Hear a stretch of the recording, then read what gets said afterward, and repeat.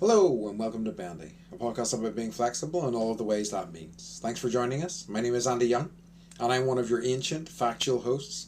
Joining me as always is our other ancient and factual host, Beth Martin. Beth, the pleasure as always. What's the crack?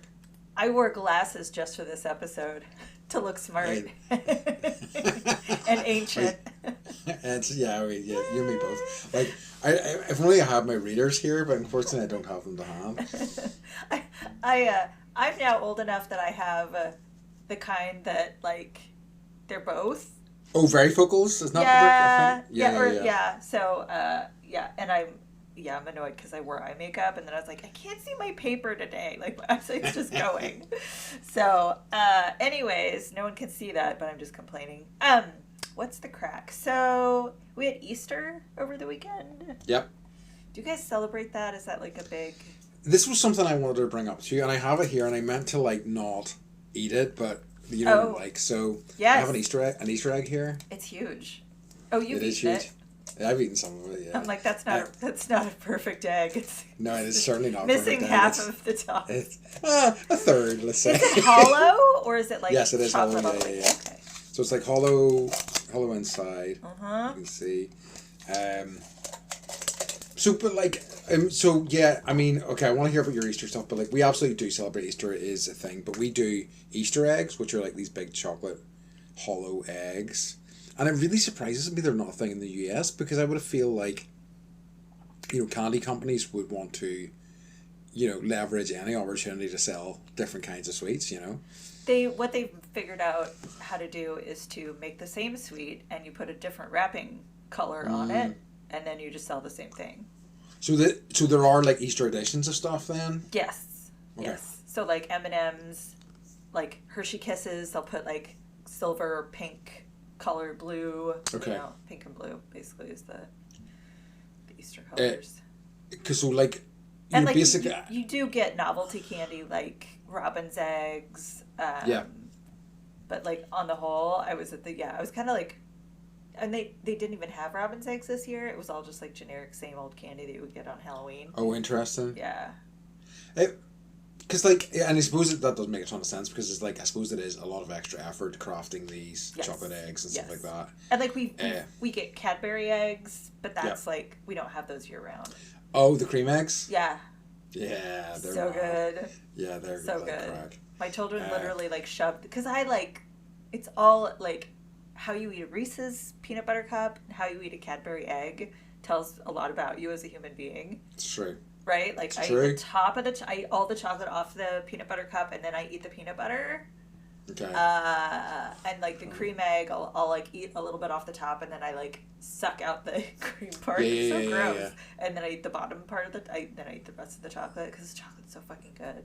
It's like Hershey's. Yeah, it is. Which is like half wax, half chocolate. Anyways. Yes, it's true. Sorry, Hershey, Pennsylvania. Let's talk about Easter. I've got another sweet related thing I tried a few days ago that I want to ask you about, but let's talk about your Easter holidays first. I mean, it's like, it's very different than Easter used to be because we had like family. So typically in the US, like you spend the morning with like your immediate family, you hide Easter eggs. Like people like dye Easter eggs, which is funny because right now we're having an egg shortage. So like getting 12-pack of white eggs was like no one. They were talking about like dyeing potatoes. Like we lived in the Soviet Union or something. So you can cut them into like an egg shape. Yeah, you could, right? Yeah. Just like, I think if you peel them. Anyways. I don't know if that was actually a joke or a recommendation that people were giving. A bit of both. We make a cake that's like shaped like an Easter bunny, and then we decorate it with a candy. Okay. It's like just candy holiday, basically. And then you hide the eggs, and they have like a hunt. Yeah. That's something we used to do when I was younger as well. I don't know if it's done so much these days. Probably it is, but like it definitely was a thing here as well. One of the facts I heard about Easter of the weekend was that apparently one of our major pet stores about the month before Easter stopped selling bunnies because people buy bunnies for Easter, and I'm like, what? Why? Yeah. Because They're like, oh, and then yeah. So after Easter, then all of the shelters of all these people that are like, oh, bunnies are work. Yes. And they I need want constant. a bunny. Yeah, right. It ate all the the cords. Bunnies are like people. Mm-hmm. Really need to start thinking things through, but it's not happened so far in this reality. So why would it start now? It's true, and like around Halloween, like they start, like the animal rights groups start giving warnings, like keep your black cat inside.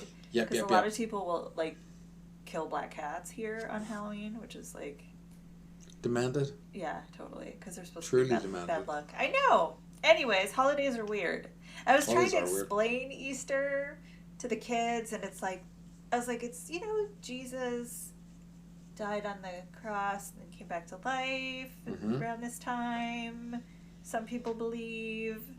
And they're like, why are there eggs? I'm like, well, this goes beyond that. And they were like, pagan times and fertility. And so eggs are a symbol of fertility, and rabbits have a lot of babies, and that's why the bunny. And they're like, okay, and like it doesn't make any sense. No, it's just a load of shit thrown together, and it's like, okay, well, we can make a chocolate version of this. Yes. Boom.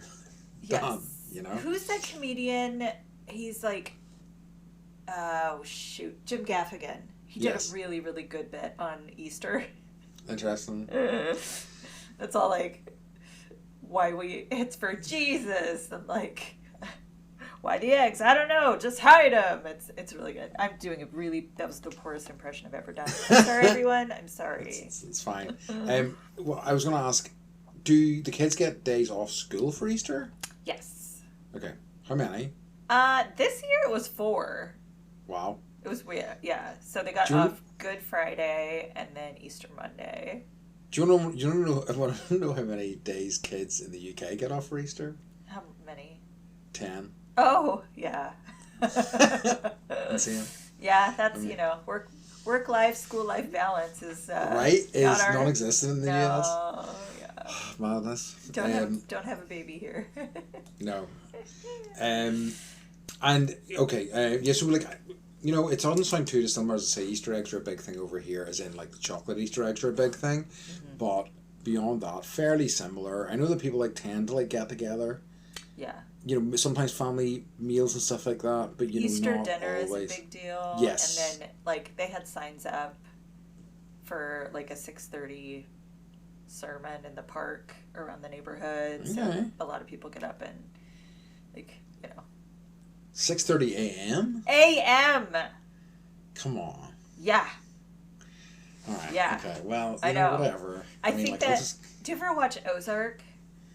No, but I know of it. Okay, so there's this scene in Ozark where he's driving around in the Ozark lakes, and he comes across this morning prayer group that they all take their boats out, and there's a pastor on a boat, and then they all drive their boats away. I'm like, I would go to that.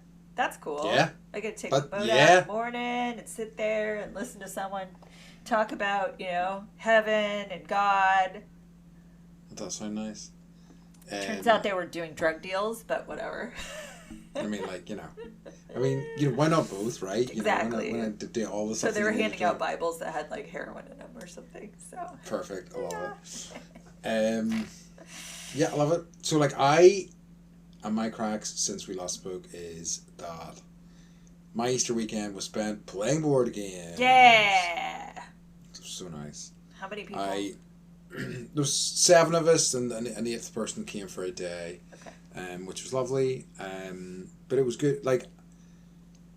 It's something I've talked about during the podcast before. Is I really kind of struggle to have free time. Even if I have time that is downtime, I feel excessively guilty if I'm at home, where I'm constantly plagued by thoughts of things that I need to do and whatever. So you have to. But having remove yourself. Yeah, removing myself from the house and going to somewhere completely different and going, the time I have here is leisure time. It's to play board games, to play some video games. We only have old school video games. So we had Super Nintendo, and we had it was so great, and N64 and things like that. You know, so we had a little bit of that, but mostly board games, and it was just so lovely. So on the Saturday, sat down to play a game, and it was about how the game worked was kind of an ongoing thing. So like you play act one of the game, and that's, you know, you can play that in one session. You cannot choose to play any more. So that took us about 2 hours, and we were like, so we just play the next 2 acts, and just having 6 hours in a row that I can just play. It feels so luxurious and decadent, and it was so nice. So it was lovely. I mean, I said to Beth, and you know, I certainly don't go heavy. I don't think anybody really does in that group, but even just 3 days of drinking beer and like eating rich food, I was just ruined by the Sunday, running in fumes. But it was so lovely and such a blast, and yeah, just as I say, nice. As I say, for someone who struggles to kind of figure out how to have guilt-free downtime, was nice just to have that wee window of 3 days. Good for you. I'm back in the treadmill now. Right. Hamster wheel. Yeah, into the rat race. But you know, it's fine. Like you know, nominally restored, so that's something. You know. I have to just share. I watched this show. Speaking of downtime, I crushed it. I was just like, it's so good. I have to keep watching it. It's called Dying for Sex with Michelle Williams, and it's based on this podcast where this woman had. It's kind of like a bummer, so I can't put it in joy, but I wanted to talk about it because it is so fucking good. You're gonna cry if you watch it. Because this woman has stage 4 cancer. She's terminal, and she like finds out she's terminal, like in couples therapy with her husband, and is like, I'm leaving you, and I'm gonna go, like, you're not taking care of me, my best friend is gonna take care of me, and then like I've got 3 to 5 years to live. And so she goes and like starts like exploring her sexuality and like having all these like sexcapades or whatever. And like her best friend is like taking her to doctor's appointments, and this is all a true story. And just their friendship is so interesting. And then I actually listened to the podcast too. And it's just like the sweetest friendship.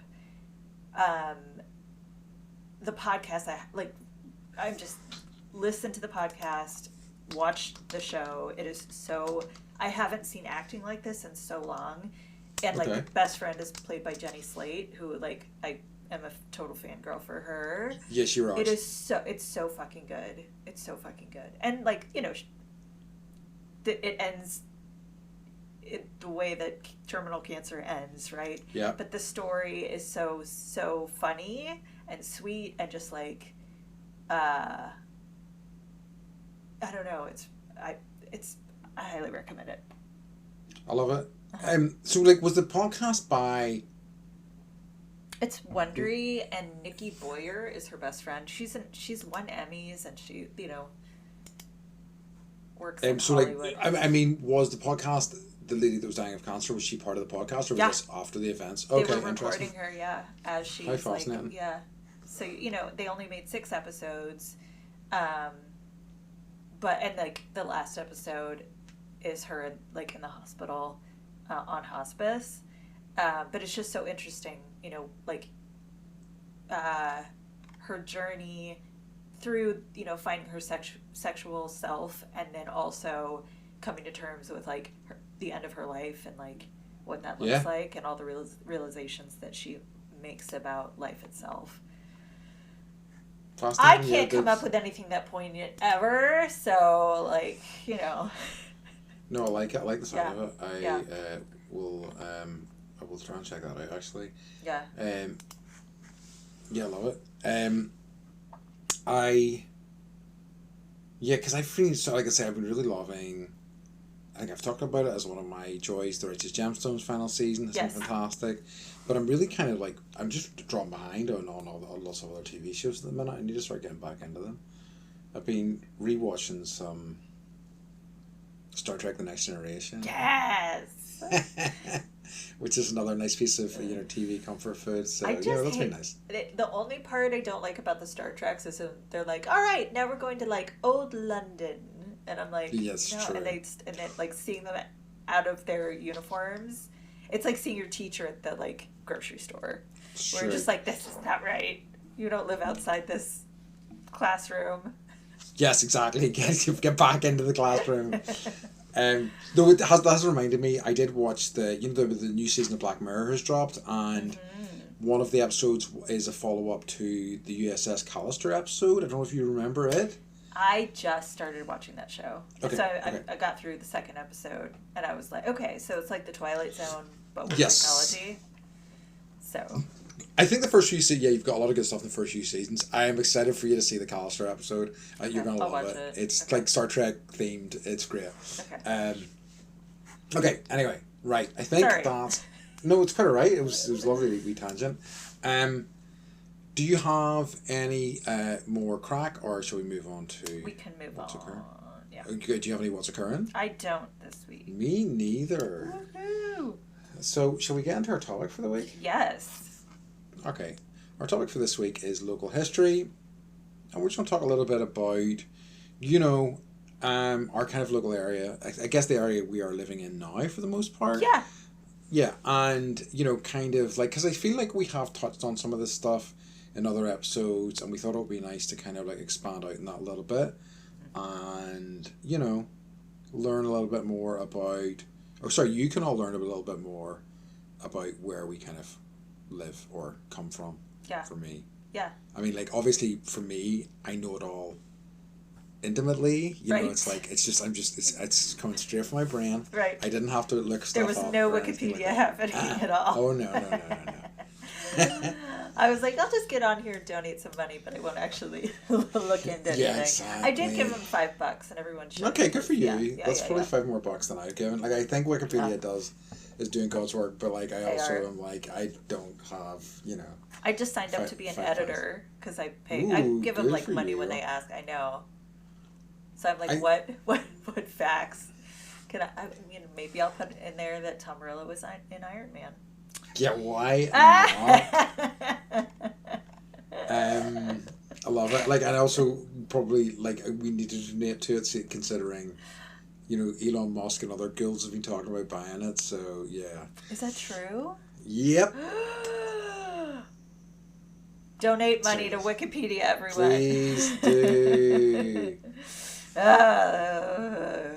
So yeah. Sorry, that was a weird sound. No, it's quite right. I think everybody who's listening will understand. But yeah, so do you want to talk a little? You want to kick off first? Maybe like do a wee overview. Yes. So I live in a town at like 45. Andy can attest to this. Like 45 minutes from the border between the United States and Mexico. I learned a lot. Actually. What I didn't know is. Our history is a little sad because there was so much war, like in all the areas around here. I'm part of San Diego County,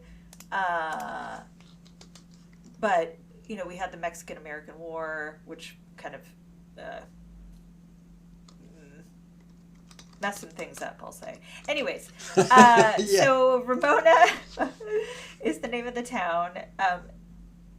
It was originally called Nuevo, which means new. But then we came in and did our thing and took it over, and we were like, no, now we're going to name the town Ramona. And so in 1886, it was named after a book. It's interesting. The next year, then they changed it back to Nuevo because there was another town in Los Angeles County called Ramona, and you can have two. Oh, interesting. Right, two similar names in, I guess, joining counties, but the town died, which happens here. I don't know if that happens in Ireland. I think that's a good question.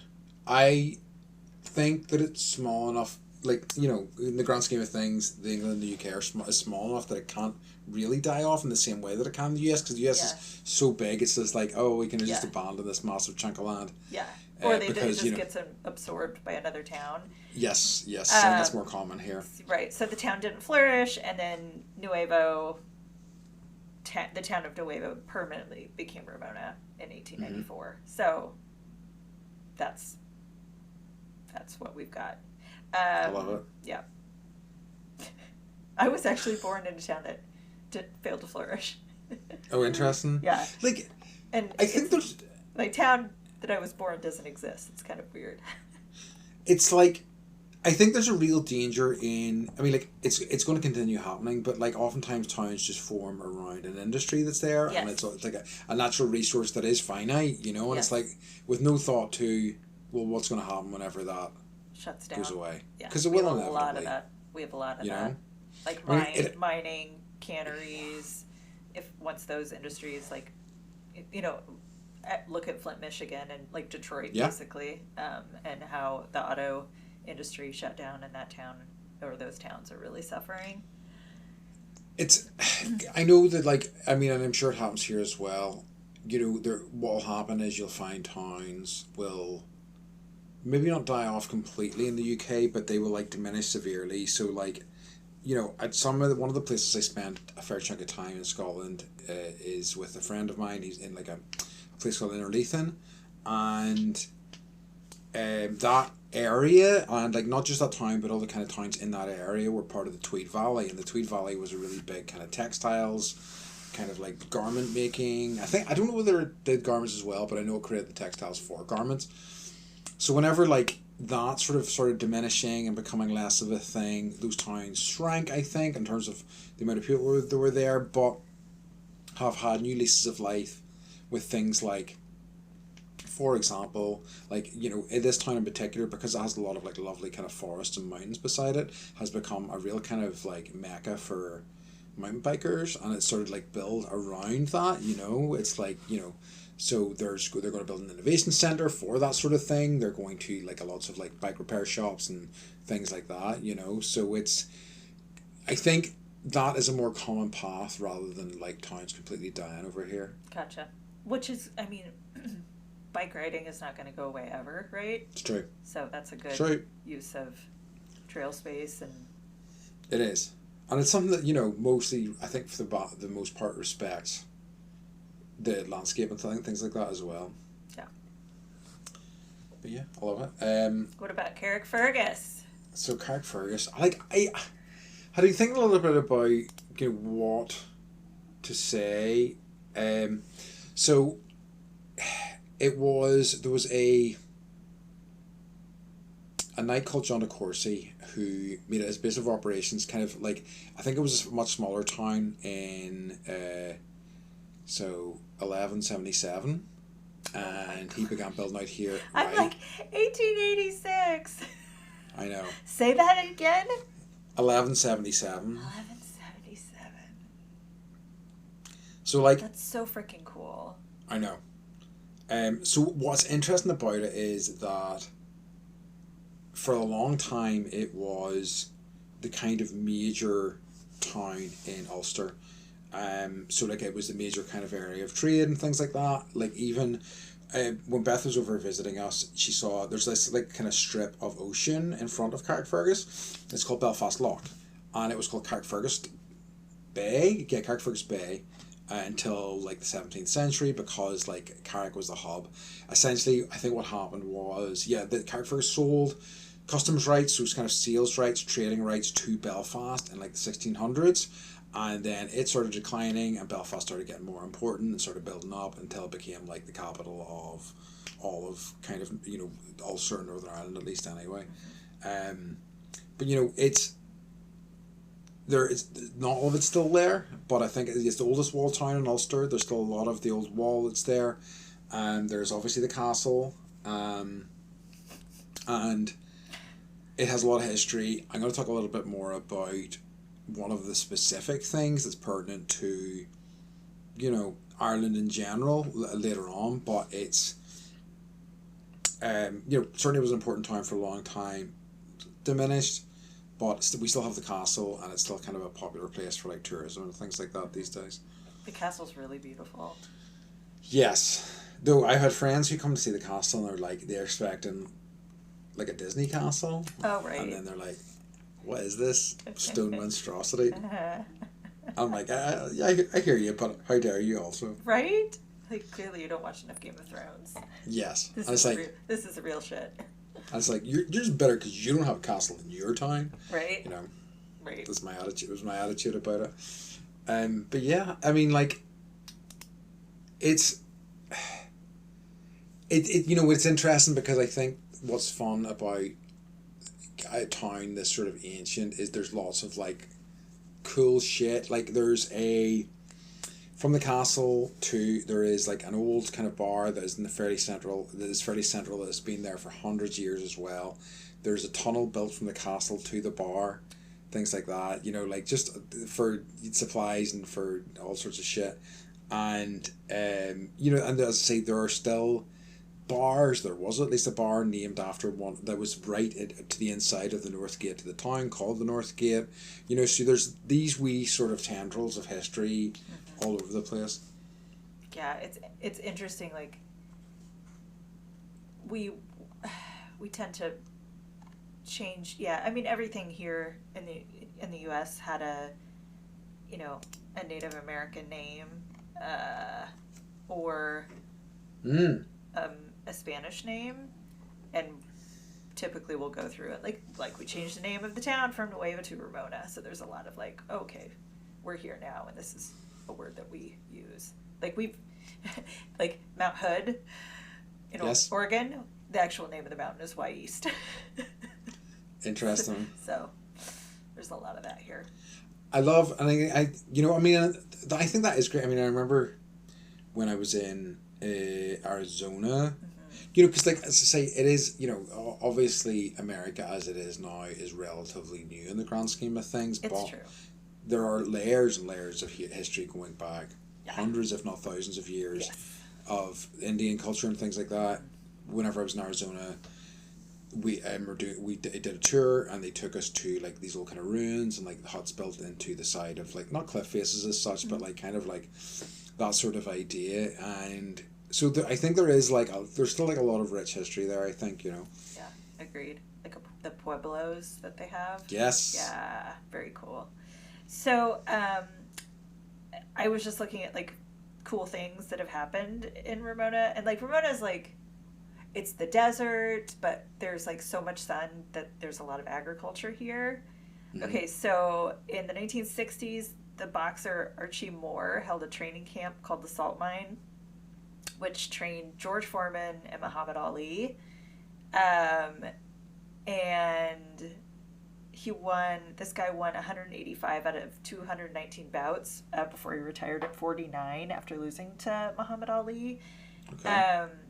But he created this retreat called the Salt Mine Training Camp in Ramona. He called it the Salt Mine because he said he worked as hard there to get ready for fights as he did like working in the salt mine. But the property is at the foot of Mount Woodson. The mountain that you and I hiked to the top. So it had like homes, a boxing ring, like a sweat box, like a steam room, and then like all these trails that they would use for running and training. So I thought that was cool. That's very cool, actually. Yeah.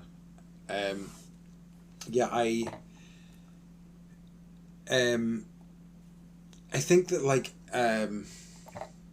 yes, I'll talk a little bit about the kind of so King Billy is an important character in kind of. I can't hear Billy without Baby Billy.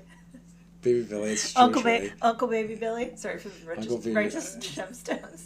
It is. So like, I like, so it's kind of hard. This is why I'm kind of hesitant to talk about this. I think like the very notion of somebody called King Billy is really hilarious to me, and like it's so because it's become just to kind of like take it out a wee bit and kind of look from a macro level, like it has this thing has become what the Catholic Protestant thing in this country is so circles around what this is.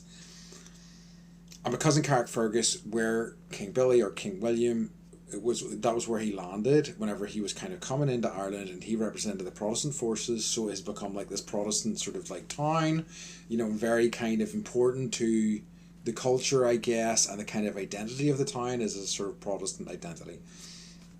And essentially what had happened was there was a war for succession in the UK, basically, in England, I should say, and the deposed king at the time, James, came to Ireland thinking that he could get the Catholic sort of population to kind of help, which worked for a while. But then King Billy landed in Carrickfergus on... I've seen the King Billy murals. You have seen the King Billy murals? Okay, I remember. Did you remember seeing the statue, the hilarious statue? Yes, that's like yes. that is like supposed to be like actual size, and he's like tiny. 4'1" or something. Was it's that really by the fun. castle? Yeah, I do. But then basically he landed here, and he used that kind of landing point here to like launch a successful campaign to kind of like beat King James. And it's like, it's like, in my opinion, it's like you sometimes speak to football fans, and they'll talk about that one victory that happened 60 years ago. Yes. And that's all they talk about all the fucking time. I'm gonna get in trouble for saying this. But it's like it's the same sort of thing to me in a lot of ways, and then it becomes distilled down to, well, we're still at war with these people. This war that ended over 300 years ago. So this animosity, imagined or not, is still very much affecting this whole country, in really kind of bizarre ways. I don't know, did you see Trainspotting 2? I did. Okay, so do you remember at one point they go into a club and they steal all these people's wallets? Yes. And they type the pin code they're typing is 1690. That's why it's 1690, because that's when King Billy landed at the. So because basically because of the Ulster Scots thing, and because there's a Protestant connection with here, you'll see a lot of people who are passionately for Protestant culture and King Billy and things like that in both Scotland and over here. Wow. And I guess so devoted are they that they set their pin code to 1690. I thought that was such a lovely idea, especially knowing the kind of context when I saw that in the movie. It was very funny. That's interesting. Isn't it? Yes. So and there's more. There's the Battle of the Boyne, which is a really kind of famous battle that they kind of go on about, which is quite a bit further south. But yeah, so I'd say certainly for this town, it's the most remarkable thing I think that's happened, and as a result, is something that kind of still resonates today, for better or for worse. Mm-hmm.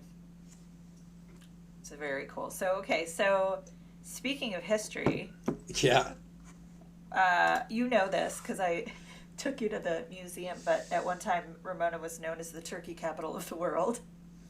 Oh yeah, the world. I meant to ask you, how was the turkey photo after the earthquake? That was okay? It was fine, yeah. Okay, that's okay. Yeah. Whew. I can breathe easy now. I have this ridiculous photo from the 1930s of this turkey that's won some beauty award, and it's wearing a little crown, and it has a big giant bow tie, and this beautiful lady, a pinup girl, is taking the photo of the turkey. It's pretty incredible. Yeah, it is good. I took her wedding family photo down, and I put it the turkey photo because it's so funny. Anyways, so turkey production flourished during the 1930s. There were Turkey Day celebrations, and then this was all during World War II. The war ended, and then so did, I guess, the demand for turkeys. So it ended completely by 1959, but we still have wild turkeys. And I don't know if it's because of the turkey mills or farms, but we still have turkeys. I almost hit one with my car the other day. They're everywhere. Oh, really? Mm-hmm. Yeah, the hardware store. I think I can't remember if I told you this or not. I love feeding animals. Sure. The hardware store down in our little convenience store area. I was there buying something in the morning. like first thing, like we needed, I don't know, some part for something. So I ran over there and like this guy came out and he fed all the turkeys and there were like 45 of them. And I was like, oh, do you do this every day? He's like, yes. I'm like, I'm gonna start coming here every day. Start my day with like, yeah, that's my turkey sound. Anyways. It's good. Yeah. I love it. That's, yeah, I mean, I do, I've got to say, like, I really do love the selection of, the range of wildlife in the US. I mean, like, you know, I think I've told you before, the most dangerous creature you're going to come across in this country is a badger, and you're not going to come across a badger, basically. You know, like, you know, for better or for worse, obviously, there's certain things you don't want to encounter, but I think I love the complexity so much more. I'm sad that we don't have that, you know. Yeah, I was like standing in my backyard the other day and I look over and there's like a coyote eating a rabbit and like turns and like looks at me. It was like right on the other side of the fence and I was like, ooh, and it's like trying to like swallow it whole because I was there and it was like, I gotta eat this or like get out of here, and so it started to like move away, but I was like, it was big. I was like, okay, start getting inside. So cool. Yeah, there is a lot of wildlife. Like in terms of, you know, older kind of stuff, I had, look, you know, there are some that I think it's one of these things that, like, you know, prior to a certain time, especially like in England and the UK in general, like written records and actually knowing what the hell was going on is very difficult to find. I think there, like, it seems like there was some like they reckon monastic and like religious sites around 500. Wow. Well, CE. Yeah, that's nuts. And like I think like abbots and sort of bishops kind of residing there in kind of slightly more modern eras, you know. But yeah, it's like so spotty post or pre, I think. I think 1177 was when I talked about whenever it was officially kind of founded, and like prior to that, it's like hard to know. Maybe it's guesswork, and there's been some, you know, stuff found, but nothing specific. I was reading, this is off topic, but I was reading that some guy found a medieval shoe in the Thames. Okay. And like, just like, you know, the water level dropped as it does, and he was like, oh, it's a shoe, and then he was like, oh, it's a really old shoe, and he took it to the museum, and they were like, this is like literally a medieval shoe, and like, so he sold it to them. Anyways, the things you can find in rivers, right? Mm-hmm. I know, and then bid on them on eBay, right? And I'm like, was the human attached to the shoe? I whenever you started saying that, I was kind of like, the shoe, throw it in the river. I don't know. Whenever you said that, I was like, was he going to find a foot in the shoe? That was my next thought. Right, but, right. I mean, I'm kind of glad that that's not the case. Maybe it was just someone having a medieval temper tantrum. Right? No. And somebody else. Say goodbye to your shoe. Right. I love it. So, okay, now Ramona is known for thoroughbred horse breeding. Okay. And there are horses everywhere here. Everybody's got a horse in their backyard. Yeah. So, there was a Kentucky Derby horse that placed first or second. And that's a big deal. So people, it's always sunny here, so you can always ride. The ground's always dry, so for the most part, and so it makes it easier for people to ride their horses around. Yeah, because whenever I was staying with you, there's all these kind of like horse lanes in the backgrounds and things like that, which is really cool. Yeah, there are trails everywhere. I think that's quite exciting. That's lovely. Like, you know, we don't. I mean, I'm sure there are places like that that we have them, but by and large, it doesn't really happen quite so much. I don't think. Like people like ride their horses like down the road, you know. Yeah. Taking their horse for a walk, and then they shit in the road, and you're like, okay, there's more horse shit in the road. It's like this suburb. It's kind of weird. Yeah, that is. Yeah, that's a good point. Yeah. Yeah, Oh, that's interesting. Okay. So like, so like basically one of the things I feel like, modern era, because as you were saying that, because I had thought about this, like I feel like we're in a bit of a kind of an identity crisis at the minute. I feel like more than anything we have become a larger part of Belfast, and I'm like certainly for an American town, we're like a 20-minute drive from Belfast, which we would be a satellite town, I guess. A lot of people are moving here just because house prices are cheaper and it's not a brutal commute in terms of like if you're working in Belfast. Because like I think, talking about those places in Scotland and things like that, we had a big period of time where there was a lot of textiles mills and things like that. That sort of things came up here. But like so many other places, those things have died off, or those things have moved to different countries, and there hasn't really been much of an industry like that for, over 100 years, I think. Yeah, very much so. But like, it was interesting. What I was noticing was that there's a place called Taylor's Avenue, and it's called Taylor's Avenue because there used to be lots of tailors there, and I'm like, of course it was. So I found that quite exciting. But as I say, very much, I think in terms of what its own identity is, it is something that it is a town that's struggling with that a little bit, in recent years. I do have a pretty cool one. Okay. A couple of cool things that are connected to the US. So, first one is, I don't think I've told you this one before, maybe you don't know this. Andrew Jackson, former US president, was born in Carrickfergus. Really? Yeah. His cottage that he was born in is still there as a museum. How does that work? Because he basically moved. I think he was born here and he moved as a child. I mean, like this was like Andrew Jackson was maybe your third ever president. So I think in terms of like the necessity, the rules, yes, around. weren't quite in place. I think for a long time he was considered one of the absolute worst presidents of all time. Yes, yes, he was. Obviously, like there's on, some the $5 bill. He's on one of the bills, but yeah, he wasn't extremely popular. Obviously, some other people are coming for that crown in recent years, right? Yeah, definitely. Fascinating, because that's why Arnold Schwarzenegger couldn't run for president. Because he wasn't born here. So, well, that's what happens when you put rules in place. This is it, right? Who likes rules? Boring. Boo. So the other connection to the US is that let me get this right exactly.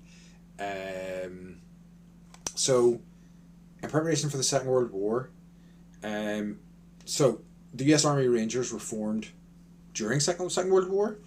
They needed to train somewhere closer to where the actual war was happening, and there was a camp and a training sort of like area built in Carrickfergus for them.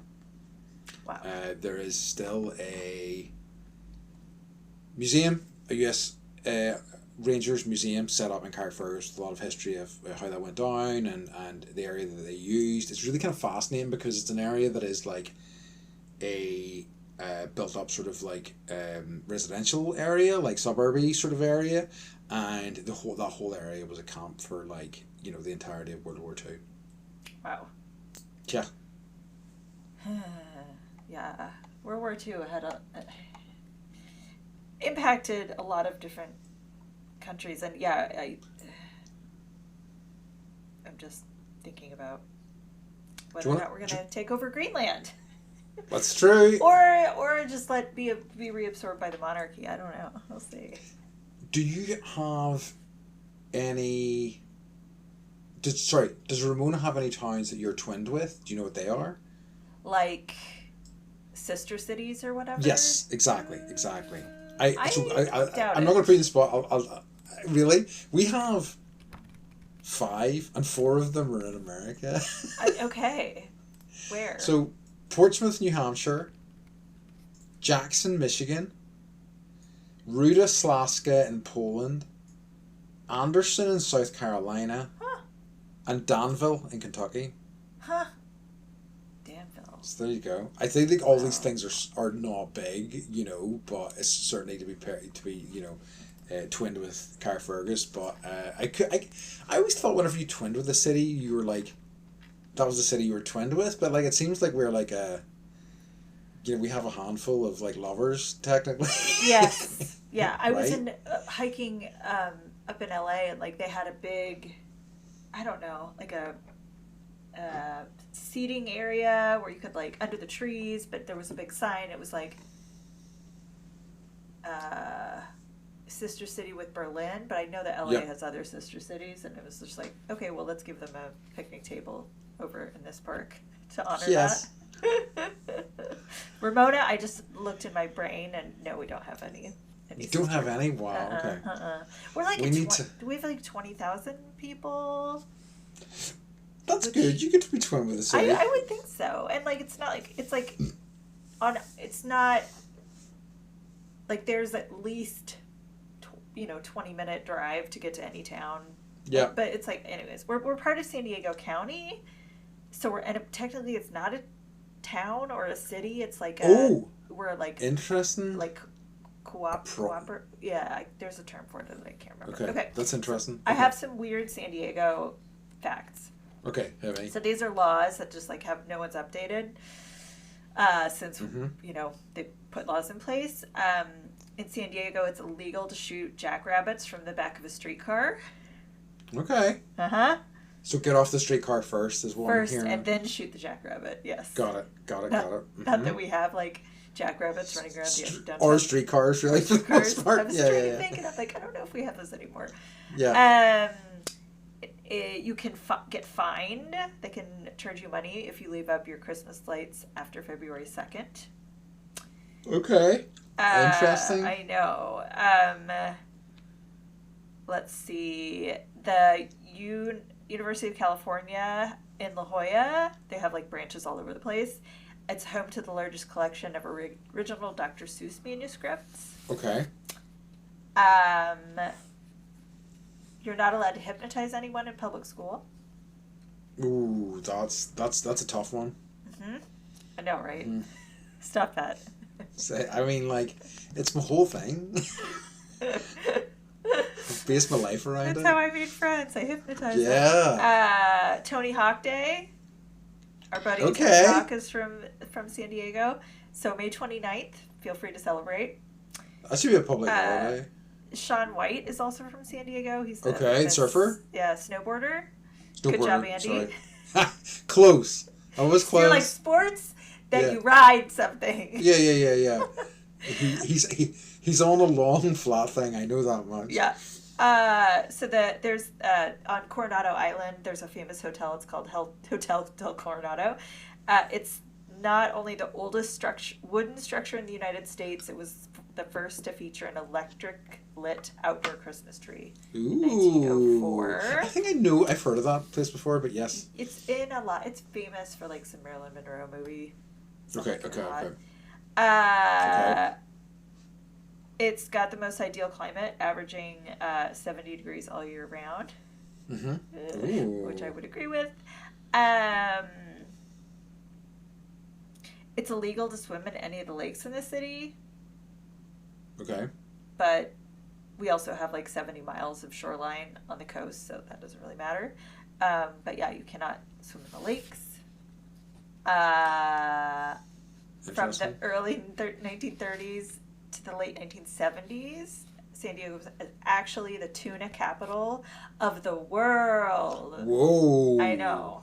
What an accolade. I know. So, and actually, this is when these last two I like. Do you guys have WD-40? Yes. Okay, that was invented here.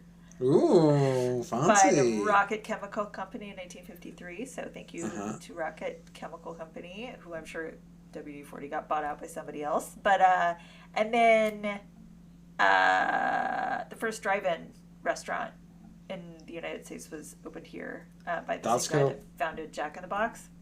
Oh, interesting. And then those are the highlights. I love it. That's great. All my research is Carrickfergus based because I refuse to acknowledge any other town in this country. I get it. I'm a Carrickfergus boy forever. I I've know. been recently describing myself to my girlfriend as the bad boy of Carrickfergus. She laughs every single time. Put it on a t-shirt. So yeah, I love it. Do you have anything else you want to chat about, or shall we move on to our final wee section? I think we can move on. Do you have anything else? No, I'm good. Like I say, you know, it's interesting because I think I have such a knee-jerk reaction to what politics are in this country, or certainly what the history is, because it has become so intertwined with things that I just don't like or just don't speak to me in any major way. So it was kind of fun to look through stuff. Like this stuff has filtered in and out of my brain as time has went on, but it was nice to kind of review it. It was nice to think about the wee bits and pieces. You know, as time has went on, I've really grown to love this town a lot more than I ever thought I would. I very much was like, I feel very different to what this town is, to what the people here are like for the most part, and I'm never coming. You know, I'm leaving and I'm never coming back. But it's been nice, and I think that being in a place that has a forest behind you and an ocean in front of you, especially as you get older, is really kind of like there's something to treasure there. You know, so It's I mean, having visited, now I can be biased, right? Yeah. It's a really sweet place. Yes. Just, you know, I can see why, you know, I think part of that, you know, gotta go, like, it's just growing up and, It's true. you know, True. we all go True, through true, that. true. It's like moving out of your parents' house and you're like, yeah, down with man. But, Yeah, now I gotta be an adult, and then Right. you're like, oh, then you find out what Yeah. being an adult entails, and you're like, oh no. Right? You're like, oh, I really like my proximity to the grocery store. Yeah.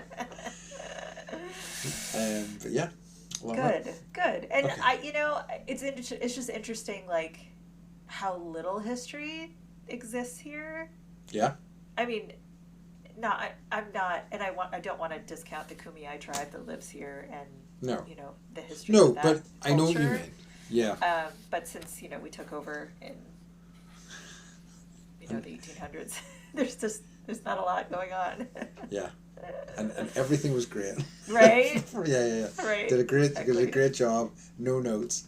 Everything's been perfect so far. No notes whatsoever. I love it. All right. Let's move on to our final wee section of the pod. Beth, what has been bringing you joy this week? Okay, I was gonna say Candlelight Pilates, but what I'm really gonna say is I've started watching the show. It's called Below Deck. Don't watch it, Andy. It's not for you.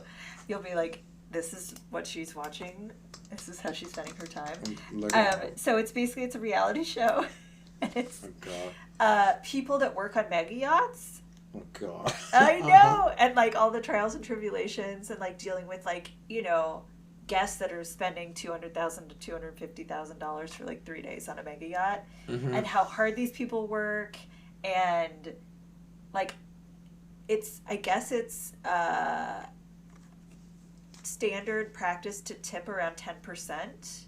Jeez. Okay. So you're like, if you've got a crew of 10 people, then and like everybody's getting a 10% tip, then you're talking like $2,000 per person for 3 days worth of work, and you're getting paid your hourly rate or whatever. Okay. And you're like living in the Bahamas on a mega yacht, and like any days you have days off, you get access to the whole boat, right? So it's just like it's fascinating. It's like a window into how things happen, which is like my favorite thing to learn about, and like just like cruise quarters and you know. Family meal is like the chef has to cook for not only the guests but also like you know the entire crew, and it's very interesting seeing how these people live, and they're called yachties, and it's like a whole you know industry, but it's like a great way to travel and you know see the world. So love it. Like I met somebody a few years ago. I was chatting to her about, and she was a chef. She did this for ages, and she was like, it's great. She was like, it's a great way to earn a lot of money quickly, but Yeah. like it's kind of brutal. Yeah. It's like really hard work. You're on call all the time. She was like, there's a lot of like people using coke and drugs and things like that. There was like all the staff were kind of like shagging each other. It was just kind of a bacchanal. But Yeah. like it was an interesting experience. But like she had only done a handful of years, and she was like, I'm already ready to kind of move on from this. Yeah. Yeah. I think it's like it's for a certain type of person, and Yes. like it's hard being an event planner. It's hard being like in hospitality. It's hard being a chef, but to then put that in the pressure cooker of like a boat, which like a mega yacht. I gotta be honest, like at the end of 3 days, like there's just not enough space for these people to do their jobs well. I'll bet. Anyways, Fascinating. so that's bringing me joy. And I'm going to watch it, and you can't make fun of me. I mean, agree to disagree. I saw your face. I saw your face. And you're like looking it up on the internet, like, don't. I am. I'm like, they want to watch this. I mean, like, I've watched some stuff like that occasionally. I freaking... especially when people recommend me, this one is completely out there. The one that I watched was... So there was a show called Rock of Love, and it was like trying to find... It was basically... it was a band. It was somebody. It was a decent. No, Bret Michaels, and I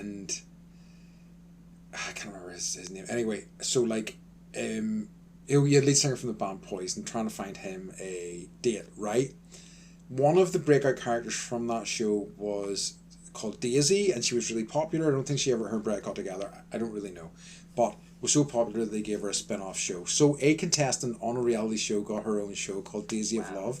And it was so, and like I don't know where it came up. Somebody was like, "This is one of the most chaotic seasons of reality TV you've ever seen."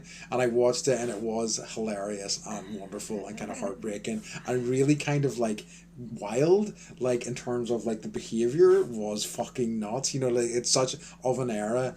Like so many of the things you're like, "Oh, that's assault, that's assault, that's assault." Like just in terms of like going up and like kissing her and be like to show how passionate they were. And I'm like, this is wild to watch now. It's really crazy, but very entertaining. I must say, there was nothing else I've seen like it. So what's been bringing me joy, and I'm just gonna circle back to the start of the episode, is just playing board games again. I haven't for ages.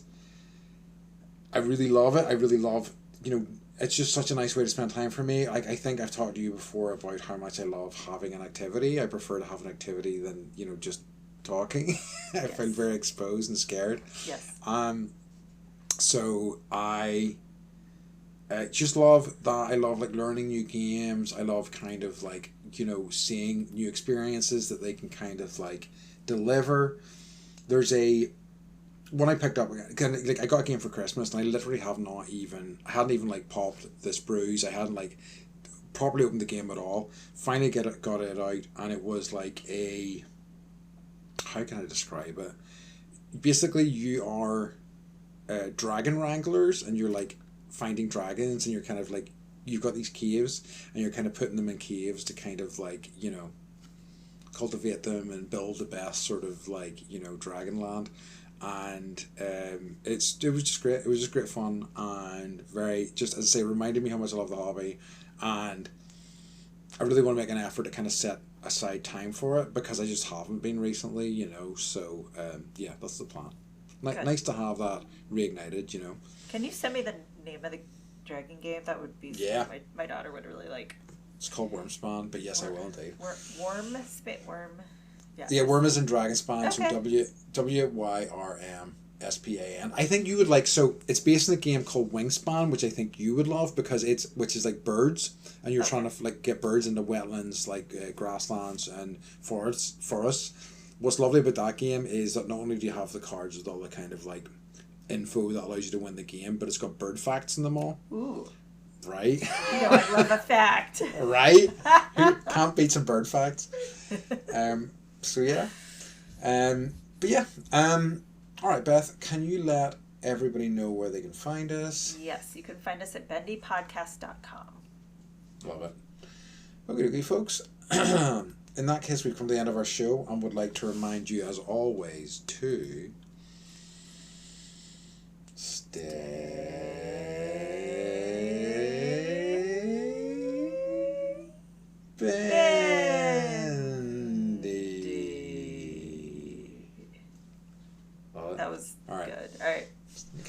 The reviews are in. We love you, folks. Love you, Bye.